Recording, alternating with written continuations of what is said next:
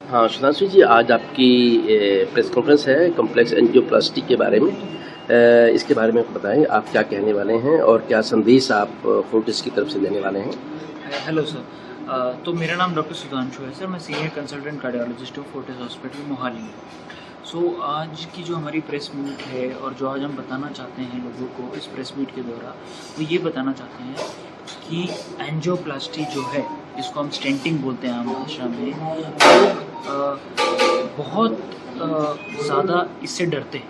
कई चीज़ों miss information की वजह से लोग डरते हैं। लोग सोचते हैं कि एंजियोप्लास्टी पता नहीं कितना बड़ा, कितना मुश्किल प्रोसीजर है, और इसकी वजह से जो है ये हम कराएंगे तो बहुत ज़्यादा दिक्कत आ सकती है। इस वजह से जो है कई सारे ऐसे पेशेंट्स हैं जो कि उम्र दराज हैं, जिनकी उम्र ज़्यादा है, जिनको शुगर है, जिनको हार्ट की पंपिंग कम है, जिनको किडनी की डिसीज़ है, या जिनको कोई और इशू है बॉडी में, वो सोचते हैं कि एंजियोप्लास्टी इतना बड़ा प्रोसीजर है कि हम नहीं करा सकते, या उनको इस तरीके की मिस इन्फॉर्मेशन है कि इससे तो कराएंगे तो हमारी जो नॉर्मल लाइफ है वो इफ़ेक्ट हो जाएगी।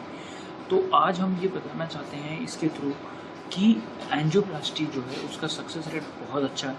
98-99% सक्सेस रेट है। इनफैक्ट वेरी रेयरली होता है कि एंजियोप्लास्टी फेल हो।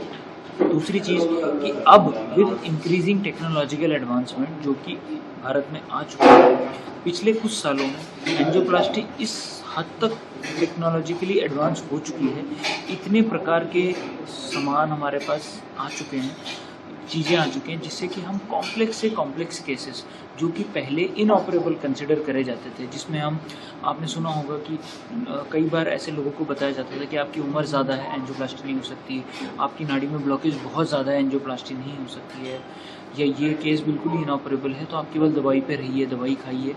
वो केसेस भी अब होने लगे हैं, और फोर्टिस एक पायनियर है उस चीज़ के लिए। ऐसी ऐसी टेक्नोलॉजी हमारे पास इन हाउस अवेलेबल है कि जिस चीज़ से लेके इस पूरे एरिया में जितने भी कॉम्प्लेक्स केसेस हैं, कई हद तक हम लोग फोर्टिस में कर रहे हैं, अवेलेबल है। आज इस प्रेस कॉन्फ्रेंस में हम वही केसेस के ऊपर ज़्यादा तवज्जो देना चाहते हैं, उस चीज़ को ज़्यादा इंपॉर्टेंस देना चाहते हैं, क्योंकि जितने भी आसपास के एरियाज़ हैं, बहुत जगह आप देखिए कि कार्डियोलॉजी अब बहुत अच्छे लेवल पे प्रैक्टिस हो रही है, बहुत जगह लोग एंजियोप्लास्टीज वगैरह कर रहे हैं, लेकिन आज भी जो छोटे शहरों में लोग हैं, उन लोग वहाँ पे इतनी फैसिलिटीज़ अवेलेबल नहीं है, तो जो एंजियोप्लास्टी का सक्सेस रेट है वो भी कम है, और जो इंटरवेंशन का रेट है वो कम है। बहुत सारे ऐसे पेशेंट्स हमारे पास आते हैं, दूर दराज एरिया से आते हैं, और वो ये इस होप के साथ आते हैं कि डॉक्टर साहब वहाँ हमको बताया गया है कि एंजियोप्लास्टी पॉसिबल नहीं है, तो आप जो है दवाई पे रहिए।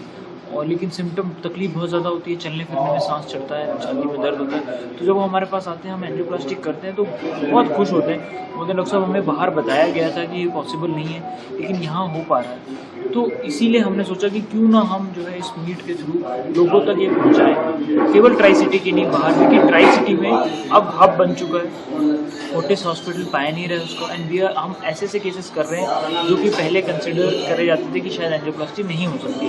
तो बहुत ज़रूरी है लोगों के लिए जानना, और क्या क्या हम करते हैं। हमारे पास ऐसे रोटाब्लेशन के, IVL के, लिथोट्रिप्सी के बलून्स हैं, स्पेशल बलून्स हैं, स्टेंट्स हैं, और इमेजिंग है जिसके थ्रू हम बिना कॉन्ट्रास्ट या कम कॉन्ट्रास्ट के थ्रू एंजियोप्लास्टी कर सकते हैं, स्टेंटिंग कर सकते हैं, और लोगों को इसका फ़ायदा पहुँचा सकते हैं। एंजियोप्लास्टी का एक मैं जैसे जानना चाहूँगा कि ये जैसे आप वेन काटेंगे, उसमें कुछ इंस्ट्रूमेंट जाएगा, वो आगे पूरी वेन्स में जाएगा, घूमेगा, this is called sir basically हाँ, एंजियोग्राफी होता है कि जिसमें हम जो है हार्ट में कॉन्ट्रास्ट देके थ्रू अ कैथेटर हम चेक करते हैं कि ब्लॉकेज कितनी है। अब वो क्या होता है कि जो जो टर्म्स है ना सर, उसमें कई बार हम लोगों को अगेन मिस इन्फॉर्मेशन होती है। जैसे इसमें कोई वेन नहीं काटी जाती है, जैसे एक सुई लगती है, इंजेक्शन लगती है, वैसे इंजेक्शन के थ्रू, एक वायर के थ्रू हम जो है बॉडी में जो आर्टरी यहाँ है इसमें एक्सेस पा लेते हैं। एक कैथेटर होता है, वो कैथेटर जाता है, और कैथेटर में कॉन्ट्रास्ट के थ्रू हम अंदर हार्ट की नाड़ियाँ चेक कर लेते हैं। अब जो कैथेटर है वो इतना छोटा होता है, इतना पतला होता है कि वो बॉडी में जब जाता है तो पेशेंट को बिल्कुल नहीं पता चलता। पेशेंट को एंजियोप्लास्टी में उतना ही दर्द होता है जितना कि उसको एक नॉर्मल टेटनस इंजेक्शन लगाने में होता है।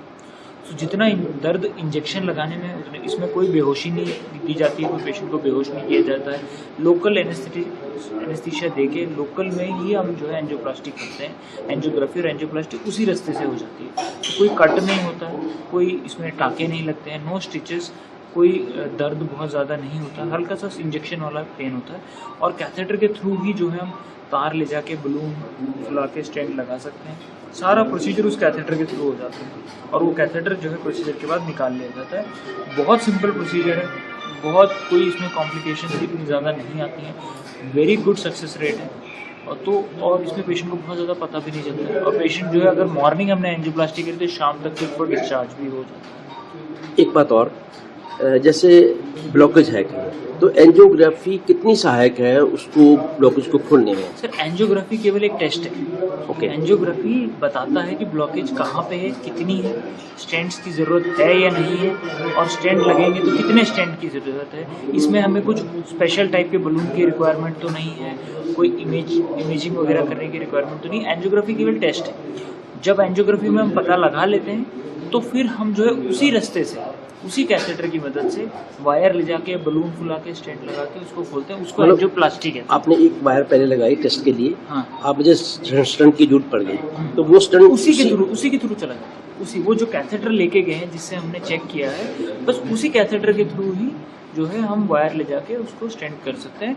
उसमें कोई नया कट नहीं लगना है, कोई नया पेन नहीं होना है, उसी के थ्रू सारा हो जाता है। उसको चेक करने को हम एंजियोग्राफी बोलते हैं, उसको ठीक करने को हम एंजियोप्लास्टी बोलते हैं। बस एक बात और, इस जैसे एंजियोग्राफी किसने करानी है तो उसका क्या खर्चा है वैसे नॉर्मली और कितना खर्चा आता है? हाँ, सो नॉर्मली 15-20 हज़ार रुपये लग जाता है एंजियोग्राफी का, और अगर स्टेंट हमने करना है तो लाख से 2 लाख 3 लाख रुपए डिपेंडिंग ऑन कि क्या सामान यूज़ हो रहा है ना। कितने स्टंट लगेंगे? एक स्टेंट्स लगेगा, दो कितने लग लगेगा? रहे हैं, बलून कितने इस्तेमाल हो रहे हैं, वायर्स कितनी इस्तेमाल हो रही हैं, सामान कोई स्पेशल बलून, कोई स्पेशल डिवाइस तो नहीं यूज़ हो रहा है, कोई सपोर्ट के लिए हमें बलून वगैरह तो नहीं यूज़ करना पड़ा, उस हिसाब से कॉस्ट आता है। बट यूजुअली आमतौर पे इतना ही कॉस्ट आता है और जो है सक्सेसफुली करी जा सकती है। डॉक्टर संदासु जी, चंडीगढ़ न्यूज़ में बात करने के लिए आपका बहुत बहुत शुक्रिया।